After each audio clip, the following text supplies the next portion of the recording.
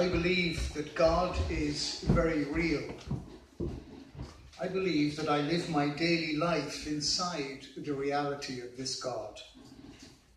I call this God by different words. I describe God as the source of life, the source of love, and the ground of all being. The words of the Anglican Bishop John Shelby Spong open our service this afternoon, a service to which each of you is very welcome.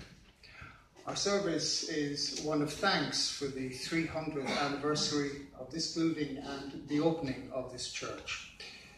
It is a service to mark its history, its heritage, all that it has given us, and a remembrance of all who have worshipped and ministered here.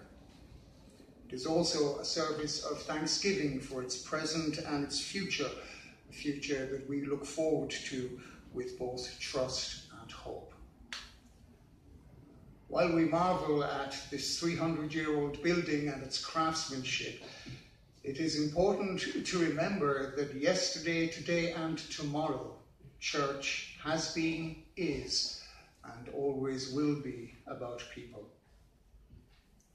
A Unitarian service begins with the lighting of our chalice flame. It is the universal symbol of our faith, who we are, and the values that are important to us. It has its origins in the Europe engulfed in World War II, and it was then, as it is now, a symbol of hope and freedom. The hope that lives within the human heart, and the freedom we cherish both for ourselves and for others. I would now like to ask the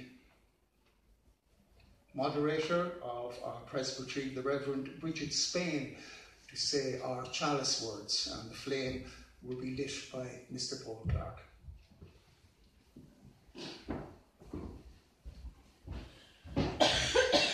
In the lighting of our chalice flame, we acknowledge our need for one another. We do not exist in isolation.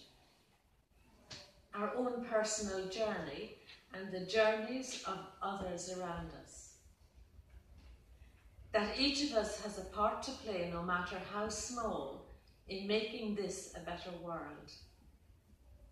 We acknowledge that God has many names and each is free to worship as they choose and are able. As we give life to our flame, may each be reminded of our highest aspirations and the potential within each one of us. May the light we have kindled inspire us to use our powers to heal and not to harm, to help and not to hinder, to bless and not to curse, to serve you, Spirit of freedom.